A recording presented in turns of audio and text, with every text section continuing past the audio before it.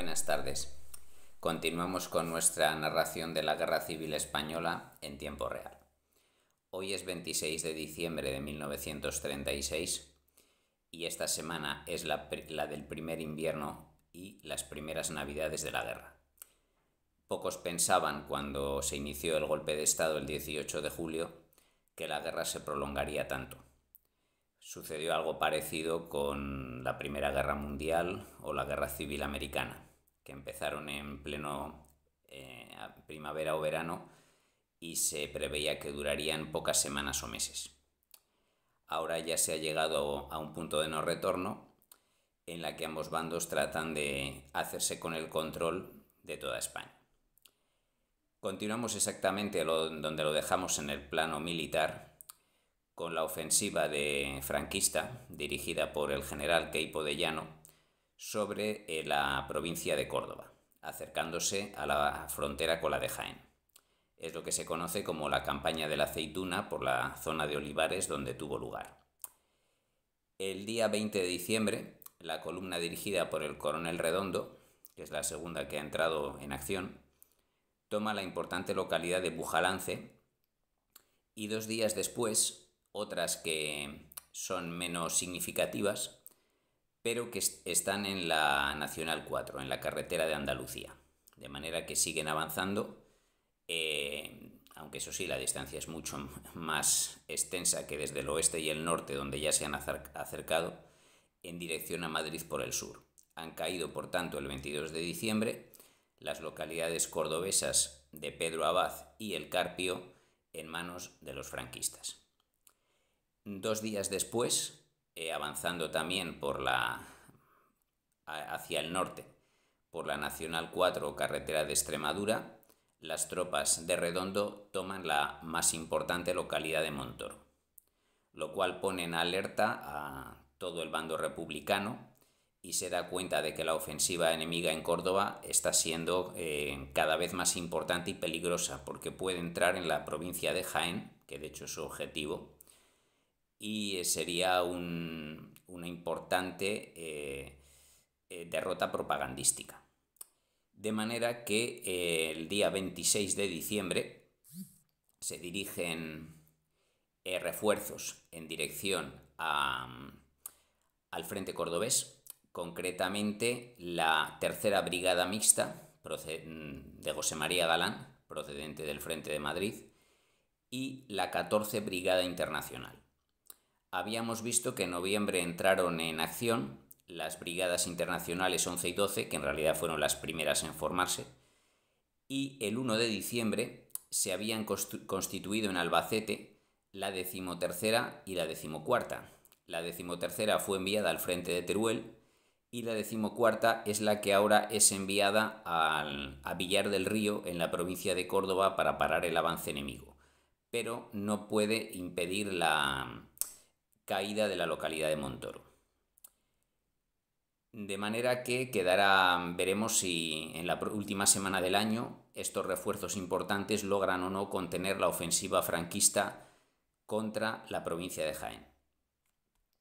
Continuando con el tema de voluntarios extranjeros, que ya han constituido nada menos que 4 brigadas internacionales, se está en estos momentos formando la 15ª, aunque no se completará hasta enero de 1937. Concretamente, hoy, 26 de diciembre, zarpan del puerto de Nueva York en un buque de transporte regular los primeros 96 voluntarios estadounidenses que van a formar parte de las brigadas internacionales. La 15ª Brigada Internacional, así como uno de sus batallones, será conocida como Abraham Lincoln porque es la que incluye, aunque no en exclusiva, a combatientes de los Estados Unidos. Y siguiendo con presencia anglosajona en España, se incorpora el mismo día, hoy 26 de diciembre, a territorio español, el escritor George Orwell, británico, aunque nacido en la India, que haya publicado hace 3 años, en 1933, el libro Sin Blanca y París y Londres, Sin Blanca en París y Londres, basada en sus experiencias en estas capitales europeas. Orwell será mucho más conocido después de la Segunda Guerra Mundial, con sus dos grandes obras, Rebelión en la Granja y 1984, pero en esta época es ya un escritor conocido en su país. Su ideología era comunista anti-estalinista. No era miembro del partido, pero tenía contactos en el Partido Laborista Independiente, que se consideraba marxista y anti-estalinista. Por lo tanto, cuando llega a Barcelona, se incorpora a las milicias del POUM, que sigue esta misma ideología. Durante un tiempo combatirá y resultará herido en el frente aragonés, formando parte de las milicias del POUM, y de sus experiencias se basa la famosa película de Ken Loach, Tierra y Libertad. Cuando vuelve, tras ser herido a su país, en 1938 publica el libro Homenaje a Cataluña. Es un libro-reportaje similar al de Sin Blanca en París y Londres, en el que habla de sus propias experiencias en Barcelona y en el frente Aragón. En Homenaje a Cataluña describe cómo era la Barcelona de diciembre del invierno de 1936. Viniendo directamente de Inglaterra, el aspecto de Barcelona resultaba sorprendente e irresistible. Por primera vez en mi vida me encontraba en una ciudad donde la clase trabajadora llevaba las riendas. Casi todos los edificios estaban en manos de los trabajadores y cubiertos con banderas rojas o con la bandera roja y negra de los anarquistas. Casi todos los templos habían sido destruidos y sus imágenes quemadas. Cuadrillas de obreros se dedicaban sistemáticamente a demoler iglesias. Las formas serviles e incluso ceremoniosas del lenguaje habían desaparecido. Nadie decía señor o don y tampoco usted. Todos se trataban de camarada y tú y decían salud en lugar de buenos días. Parecía una ciudad en la que las clases adineradas habían dejado de existir. Con la excepción de un escaso número de mujeres y extranjeros, no había gente bien vestida. Casi todo el mundo llevaba tosca ropa de trabajo, monos azules o alguna variante del uniforme miliciano. Y comentada ya la participación de voluntarios extranjeros en el bando republicano, hay que mencionar quizá el suceso más importante de esta semana en la guerra, que es la incorporación de tropas italianas en el bando franquista. Hemos visto que Italia vendió más bien aviones, tanques, otro material de guerra, y habían participado sus pilotos y también sus submarinos en la guerra hasta ahora, pero no se habían enviado tropas de infantería. Como vimos, a principios de diciembre Mussolini toma la decisión de participar, si bien extraoficialmente, en la guerra, de manera que organiza el envío de un cuerpo de tropas voluntarias, el CTV, al territorio español. Se supone que son soldados del ejército regular italiano que deciden voluntariamente venir a España. Lo que ocurre es que, debido al escaso número de soldados profesionales que toman esta decisión, lo que se hace es abrir cajas de reclutamiento en las ciudades italianas ofreciendo doble paga. Una paga del ejército italiano y otra paga del ejército español. Por lo tanto, son muchos los que se alistan en el CTV, no por razones políticas, sino por razones económicas. El día 22 de diciembre, los primeros 3.000 hombres desembarcan en Cádiz. Sin embargo, no son del ejército regular, sino de las milicias del partido fascista Camisas Negras, que es el equivalente italiano a las SA alemanas o nazis. O si se prefiere, las camisas pardas SA son el equivalente a los camisas negras italianos que fueron previos. Es decir, era un grupo paramilitar. A lo largo de la guerra, es decir, hasta que en octubre de 1938 Mussolini cesa el envío de soldados italianos, participarán 80.000, bueno, unos 75.000 soldados, tropas de infantería italiana en el ejército de Franco, más 6.000 aviadores. De estos 75.000 combatientes de infantería, 45.000 pertenecen al ejército regular y 30.000 a las camisas negras, a los camisas negras.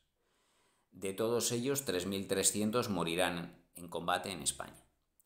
Con ellos se formarán el cuerpo de tropas, el CTV, Cuerpo de Tropas Voluntarias, que tendrá 4 divisiones, concretamente Diolo Buole, Fiamenere, Penenere y Litorio, y 2 brigadas mixtas. Aquí no tiene nada que ver con el sistema de brigada mixta republicano, sino que se llaman brigadas mixtas porque las constituyen soldados italianos y soldados españoles, que son los flechas negras y los flechas azules. Además de esta ayuda en hombres que manda Mussolini, a lo largo de toda la guerra también Italia envía a Franco 800 cañones, 760 aviones, 150 tanques y cede 6 barcos, 6 buques, 4 destructores y 2 submarinos. Además, otros 85 buques de transporte o de escolta italianos participarán en el envío de todos estos hombres y este material de guerra. Comentado esto de la participación extranjera, continuamos con otros acontecimientos de militares y políticos en el norte de España.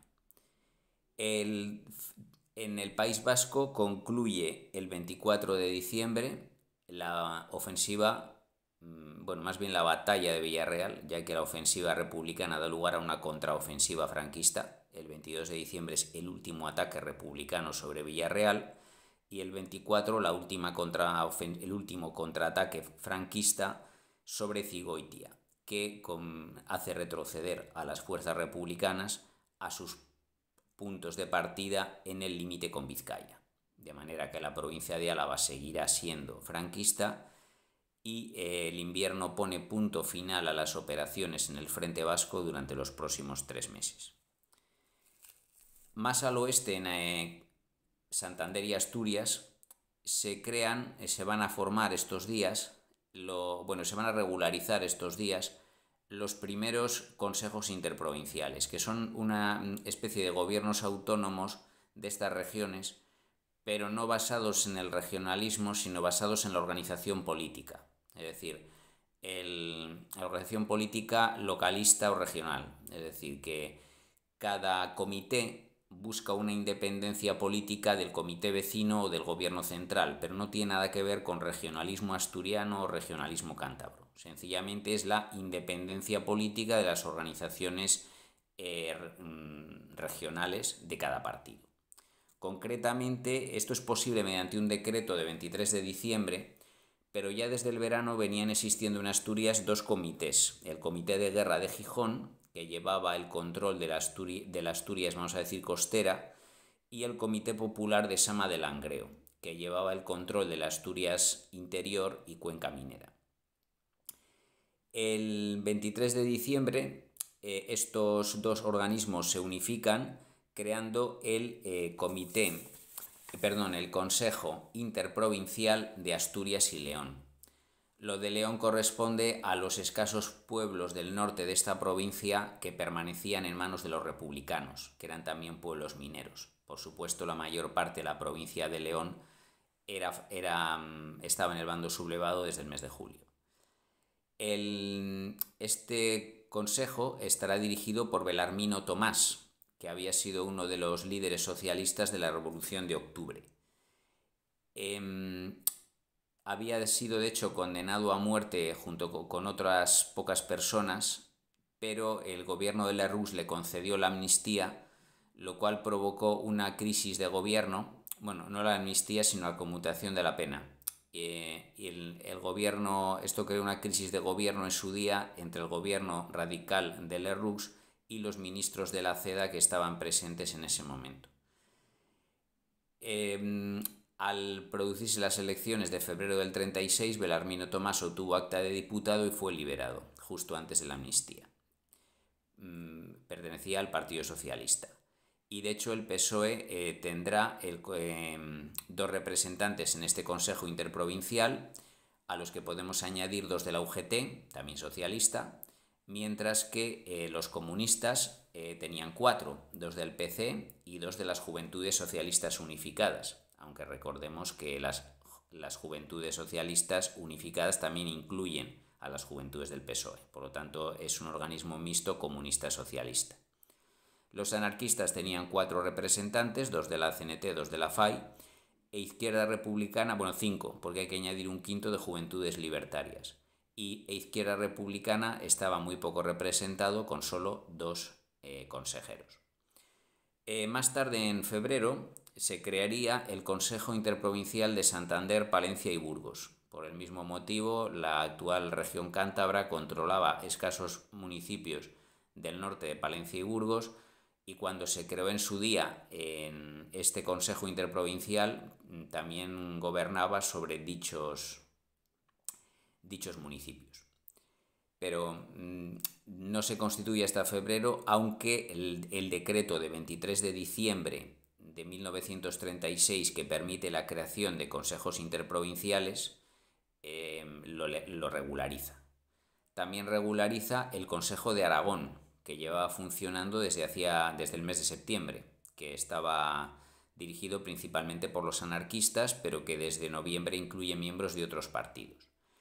Al regularizarse su situación con el decreto de 23 de diciembre, pues se centraliza más su capitalidad en la población zaragozana de Caspe, siendo trasladada desde Alcañiz. Y justo 3 días después, hoy 26 de diciembre, este Consejo de Aragón ordena un nuevo intento de ocupar la ciudad de Teruel. Para ello empieza una ofensiva contra la capital turolense, que no hay que confundir con la que tendrá lugar en fuerza ya por parte del Ejército Popular dentro de exactamente un año. Esta es una ofensiva bastante local que atacará la capital desde el norte, desde la localidad de Celadas, y desde el este, desde el vértice Mansueto, un monte cercano a la ciudad de Teruel. Sin salir de la política interior republicana, hay que mencionar que el 25 de diciembre, día que ya no es declarado festivo en el calendario republicano, la Generalitat de Cataluña aprueba la primera ley que regulariza el aborto en España, la primera ley de la historia. Más tarde, en el 37, la ministra Federica Montseny intentará que se amplíe al resto de España. Regulariza y legaliza el aborto en las 12 primeras semanas del embarazo. Sin embargo, su aplicación práctica será bastante escasa, porque una de las consecuencias humanas de la guerra es que se reduce drásticamente el número de embarazos y nacimientos. Los soldados están en el frente y pocas parejas desean traer hijos a un país en guerra. De manera que desconozco cuántos abortos se practicaron realmente de manera legal en Cataluña en los 2 años que estuvo en vigor la ley. Pero tiene la particularidad de que es la primera ley del aborto en España. 4 días después, el 27 de diciembre, se creará un nuevo cuerpo de seguridad en la República, que es el Cuerpo de Seguridad Interior, que supone la unificación de la Guardia Nacional Republicana, el Cuerpo de Seguridad y Asalto y el Cuerpo de Investigación y Vigilancia. La Guardia Nacional Republicana era la que había reemplazado era la Guardia Civil con un nombre nuevo, ya que el gobierno republicano culpaba a la Guardia Civil de media España de haber facilitado el golpe, cosa que es real en muchos pueblos, incluso capitales de provincia, que no contaban con tropas regulares. De manera que, para distinguir la Guardia Civil franquista de la Guardia Civil republicana, a la que sí hay que agradecerle desde el punto de vista gubernamental, por ejemplo, el dominio de la ciudad de Barcelona en el 19 de julio, pues se cambia de nombre a este cuerpo y pasa a denominarse el 29 de agosto de 1936 Guardia Nacional Republicana. El Cuerpo de Seguridad y Asalto es lo que comúnmente se conoce como Guardia de Asalto, que ya vimos que aunque tuvo serios conflictos con izquierdas y derechas debido a la represión del movimiento campesino anarquista en Casas Viejas en el 33 y el asesinato de Calvo Sotelo en el 36, durante esta guerra se le debe el triunfo de los republicanos en varias ciudades. Y de hecho las primeras brigadas mixtas se nutrieron principalmente de muchos guardias de asalto. Por último, el Cuerpo de Investigación y Vigilancia era la policía de paisano desde principios del siglo XX. Estos tres cuerpos formarán a partir del 27 de diciembre, que bueno, en realidad me he adelantado porque el 27 de diciembre es el primer día de la próxima semana, pero así se unifican varias normas legislativas en el Gobierno de la República. Estos tres cuerpos se unifican en uno solo, que será el Cuerpo de Seguridad Interior. Sin embargo, se tardará casi un año. Hasta agosto de 1937 no se crea la unificación real de los tres grupos. Y ahora, vista la política interior republicana, pues veremos la política interior franquista.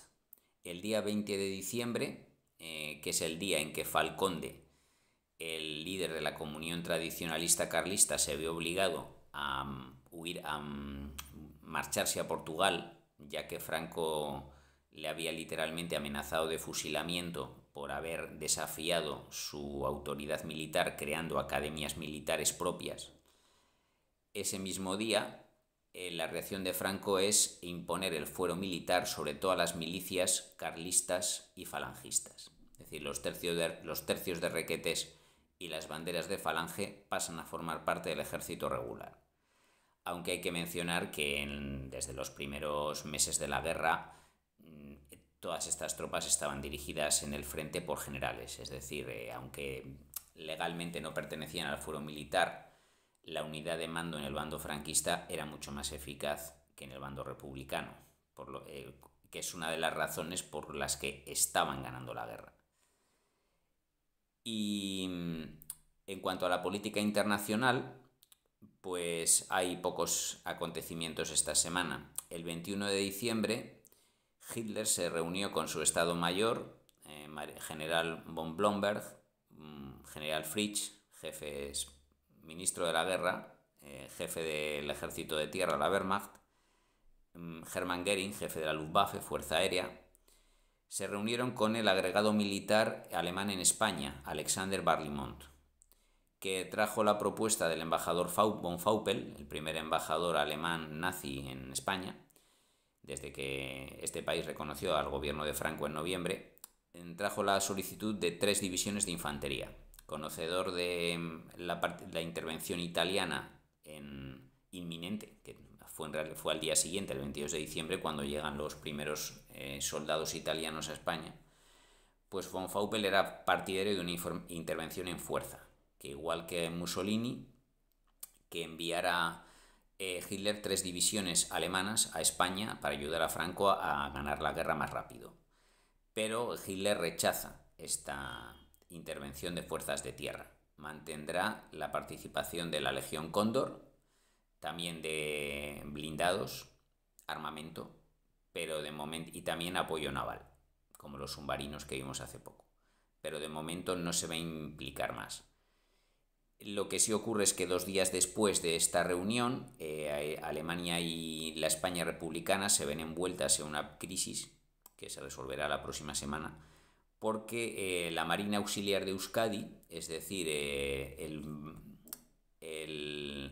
las unidades navales muy escasas que estaban en Vizcaya, eran básicamente pesqueros y mercantes artillados llamados los Bous. Uno de estos Bous, el Vizcaya, había capturado a un mercante alemán, el Palos. A pesar del nombre, era alemán y transportaba armamento a la España de Franco. Los alemanes exigieron al gobierno español que devolviera este buque. Y de momento las autoridades navales republicanas, concretamente del gobierno autónomo vasco, se niegan a liberar el buque porque ha sido capturado en aguas territoriales españolas. Veremos cómo se resuelve esta crisis. Mientras tanto, no hay novedades en cuanto a la no intervención. El comité se reúne por 17ª vez el 22 de diciembre para responder a las cuestiones franquistas sobre el plan de control, y 2 días después, el 24, Francia y el Reino Unido piden a las potencias intervencionistas, que son Alemania, Italia, Portugal y la Unión Soviética, que detengan el envío de supuestos voluntarios a España. Naturalmente, como estas potencias niegan estar interviniendo, pues no van a hacer nada, porque no reconocen lo que todo el mundo ya ha visto, que es que están enviando armas, hombres y todo tipo de apoyo a ambos bandos en la guerra. De manera que ya no podemos dividir Europa entre los demócratas, los comunistas y los fascistas, sino básicamente los países intervencionistas, que son los totalitarios, y los no intervencionistas, que son los demócratas. El 24 de diciembre no se nos olvida que es la primera Nochebuena de la guerra, y por lo tanto los políticos y por supuesto el Papa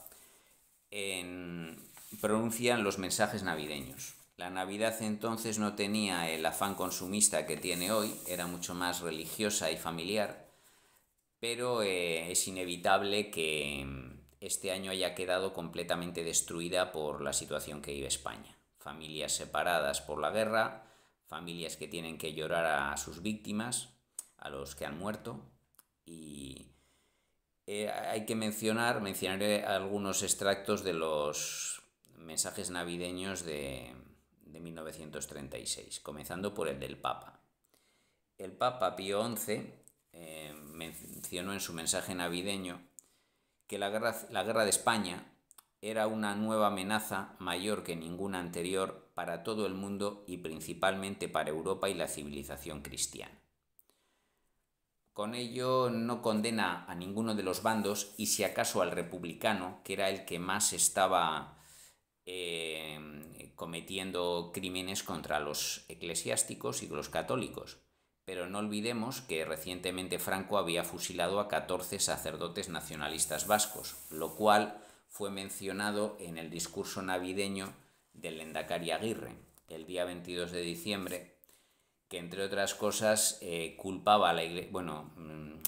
señalaba a la Iglesia Católica de no denunciar estos crímenes, denunciar solo el de los católicos muertos por los franquistas.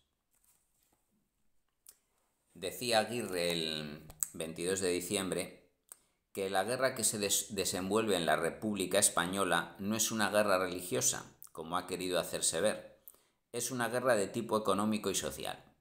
No es la doctrina cristiana la que puede invocarse, porque la doctrina cristiana es amor, paz y favor de los semejantes, y no puede ser esgrimida como medio cuando conviene y pisotearla cuando conviene. Aquí el presidente del gobierno de Euskadi, católico, pregunta con el corazón dolorido: ¿por qué el silencio de la jerarquía? En nombre del pueblo vasco, en nombre de la conciencia cristiana, apelo al Padre de la cristiandad para que haga cesar este silencio.